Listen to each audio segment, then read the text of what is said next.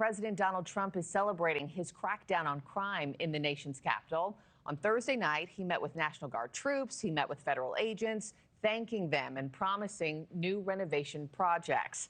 NewsNation's Libby Dean is live at the White House this morning. Libby, how's the president's takeover of D.C. going so far? Well, according to him, it's going to plan. President Trump stopping by a command center in Southeast D.C. to thank those National Guard troops and federal law enforcement agents, also touting his administration's operation for what he describes as a significant drop in crime. Here's the president. When I look at you people, I understand why, because there's no games, right? We're not playing games. We're going to make it safe. And we're going to then go on to other places. But we're going to stay here for a while. We want to make this absolutely perfect. It's our capital.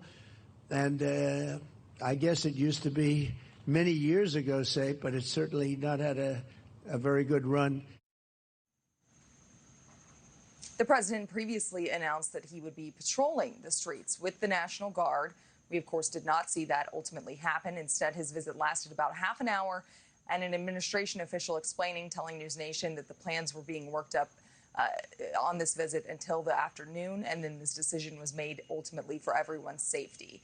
Now, also, despite this strong opposition from protesters here in D.C., President Trump does continue to increase the National Guard's presence.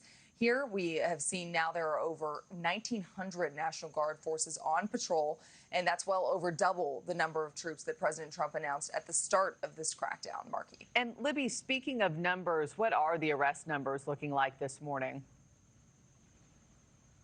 We're getting updates on that, and the White House does continue to tout the arrest numbers that we've seen play out. Attorney General Pam Bondi claiming that 630 arrests have been made so far since the start of this, and the White House touting 251 of those arrests were illegal immigrants. Now, despite those numbers, D.C.'s Mayor Muriel Bowser does continue to point out that crime has been down well before Trump's federal surge. Let's listen.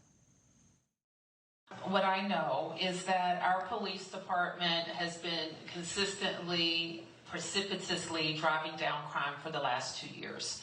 I think up before the federal surge, more than 25% down. Last year, more than 35% down on, I think, all categories of violent crime.